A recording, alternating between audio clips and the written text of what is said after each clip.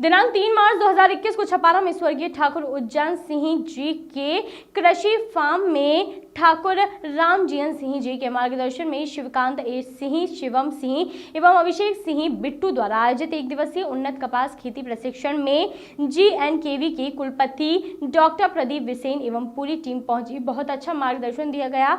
साथ ही कुलपति महोदय ने अपने उद्बोधन की शुरुआत स्वर्गीय हरवंश सिंह जी को श्रद्धांजलि देते हुए कार्यक्रम में आए किसानों के द्वारा कार्यक्रम आयोजनकर्ताओं को धन्यवाद ज्ञापित करते हुए कार्यक्रम की प्रशंसा करते हुए कहा गया कि मक्का की फसल का एक सब्स्टिट्यूट कपास हो सकता है। छपारा क्षेत्र में मक्का की फसल के विकल्प के रूप में कपास उत्पादन की सोच ठाकुर रामजीयन सिंह जी की है, जो खंडवा संभाग में लगातार 15 वर्ष तक बीज निगम एवं रामजीयन सिंह मंडी बोर्ड में रीजनल मैनेजर की पोस्ट में अपनी सेवाएं देते रहे। उन्होंने वहां हो रही कई वर्षों से कपास की खेती को देखते हुए छपारा ब्लॉक में भी मक्का के विकल्प के रूप में कपास की खेती को बढ़ावा देने की सोच रखते हुए इस संगोष्ठी में कृषि वैज्ञानिकों एवं कुलपति महोदय को आमंत्रित कर क्षेत्र की जनता को कपास की खेती करने के लिए प्रोत्साहित किया। तो नहीं है, कोतू साहब तो हमेशा अवेलेबल रहेंगे। अभी तो जो क्वेश्चन आंसर जिसके मन में जो भी क्वेश्चन है वो बिल्कुल निसंकोच होकर पूछें। पर मैं बिसेन साहब आपसे निवेदन करना चाहूँ, बिसेन साहब पहले कुलपति हैं जो इसी मिट्टी के हैं। आपकी जन्मस्थली बालाघाट है। ये अपनी एग्रीकल्चर यूनिवर्सिटी के इतिहास में पहला आदमी है जो अपनी इसी मिट्टी का है। अब आप समझ लीजिए कि जो इसी मिट्टी का आदमी है उसके दिल में इस संभाग, जबलपुर संभाग और सिवनी जिला, बालाघाट जिला, छिंदवाड़ा जिला के लिए क्या नहीं सोच होगा। आज तक हमने, खैर मुझे तो एज ए कुलपति आपके साथ काम करने का मौका नहीं मिला, पर हम लोगों का साथ भी करीब 20-25 साल का है। मैं बीज निगम में रीजनल मैनेजर हुआ करता था और डॉक्टर साहब एग्रीकल्चर यूनिवर्सिटी के विशेष ओहदे पे रहते और इस मुकाम पे पहुँचे हैं। तो मैं एक बार चाहूँगा आप सभी डॉक्टर साहब का ताली बजाकर स्वागत।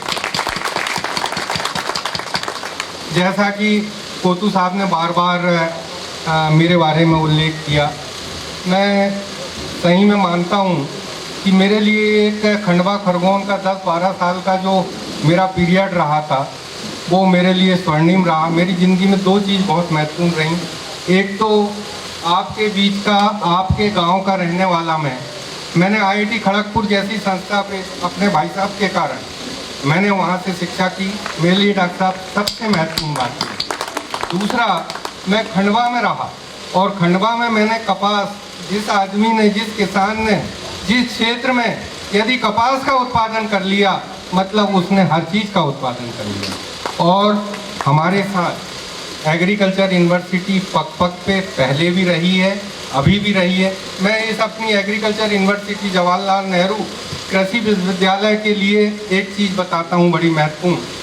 सोयाबीन का इतिहास जिस भी कंट्री में 12-15 साल से ज़्यादा लंबा नहीं रहा है और ज़्यादा से ज़्यादा 20 साल मान लो।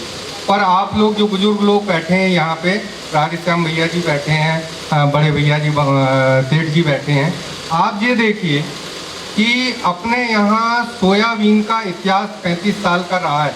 भैया जी रहा है 35 से 40 साल का। उसका सिर्फ एक मात्र कारण, हमारी एग्रीकल्चर यूनिवर्सिटी ने, जवाहरलाल नेहरू कृषि विश्वविद्यालय ने हर 4-5वें साल हमको सोयाबीन की नई वैरायटी दी। आप JS2 ले लीजिए, JS2 मतलब जवाहर सोयाबीन 2। आप JS3 335 ले लीजिए, 7105 ले लीजिए। मेरा कहने का मतलब ये कि यूनिवर्सिटी का योगदान किसानों के लिए, विशेष करके मध्य प्रदेश के किसानों के लिए कितना रहा है, वो सोयाबीन की आप फसल जो इनने नई नई वैरायटी दी उससे आप समझ सकते हैं। मैं डॉक्टर साहब आपसे एक निवेदन करना चाहूँगा, कोतू जी तो ज़्यादा दूर है नहीं, सिवनी का जो KVK सेंटर है उस पर आप एक साइंटिस्ट ऐसा विचार विमर्श करके जो कपास के बारे में जानता है, उसको हम नहीं चाहेंगे कि अभी जब हमारा रकबा नहीं बढ़ा है, हम ये चाहेंगे कि उसको वीकली बेसिस पे 2 दिन के लिए एक सुनिश्चित कर देंगे अपन कि फलाने वैज्ञानिक कोतू जी तो आएंगे 15 दिन 20 दिन में, पर कोई ऐसा वैज्ञानिक जो हफ्ते में 2 दिन आएगा, चाहे सोमवार या मंगलवार जो भी, और हमारे क्षेत्र के जो भी किसानों को समस्या होगी वो यहाँ बीच में आके और सब लोगों से विचार विमर्श करते रहें कि आप एक बाद में एक भी व्यवस्था कर देंगे। मैं जी चाहूँगा जिसके मन में जो भी क्वेश्चन है बिल्कुल निसंकोच बोलिए, ये सब अपने लोग हैं, कैसी भी क्वेश्चन आपका होगा उसका आंसर, उचित आंसर मिलेगा, आप क्वेश्चन करिए। भैया जी, ये कपास का बीज कहाँ से मिल सकता है? ये देखिए, ये लोकल दुकानों में उपलब्ध है बीटी संकर किस्मों का बीज, तो वहाँ से आप उपलब्ध करा सकते हैं। हमने जो बताया कि उसमें ये 2496, ठीक है।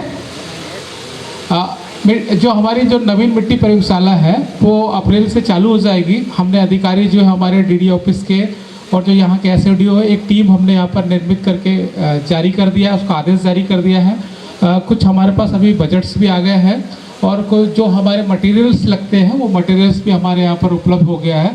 तो अप्रैल महीने में आप लोग मिट्टी जो प्रयोगशाला है उसका आपको लाभ ले सकते हैं। और फिर भी अगर किसी किसान भाइयों को अगर मिट्टी के नमूने का जाँच करवाना है तो वो मुझसे व्यक्तिगत फ़ोन करके भी बता सकते हैं कि सर हमको जाँच करवाना है और हम कैसे करें, तो मैं ज़रूर आप लोगों की मदद करूँगा।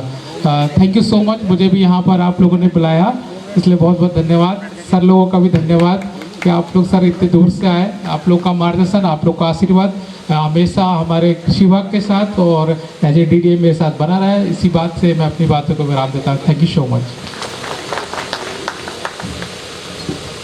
2 मिनट मुझे और सहन करिएगा, के बारे में कुछ बोलना चाहता हूँ। आप बहुत अच्छे मंच संचालक हैं और इस टाइप के मंच संचालक हैं कि जो कार्यक्रम में आते हैं उनको आदमी ना सुन के और बिसेन साहब को ही सुनना पसंद करता था। मैं आपको एक घटना बताऊं, जब रोहानी जी विधानसभा उपाध्यक्ष थे और हमारे भाई साहब स्वर्गीय हरवंश सिंह जी प्रभारी मंत्री थे, एक एग्रीकल्चर यूनिवर्सिटी में कार्यक्रम हुआ था, दोनों लोग वो विशेष तौर पे उपस्थित थे।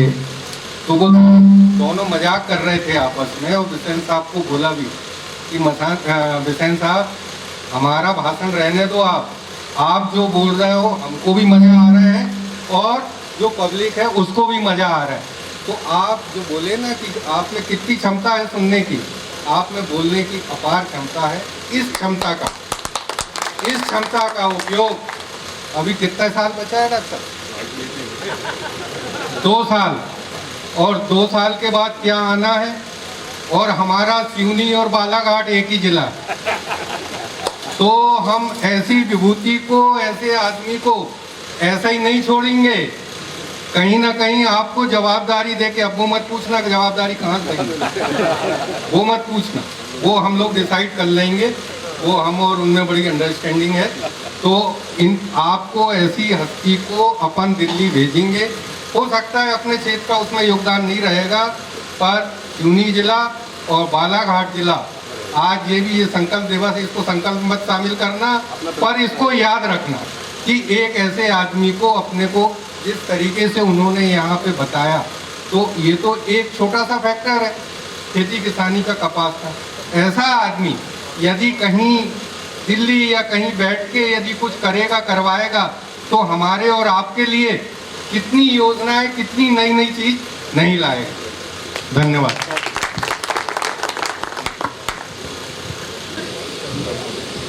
पधारे हमारे अध्यक्ष, आज के कार्यक्रम के अध्यक्ष सम्माननीय Pradeep. Bureau report, voice of rights.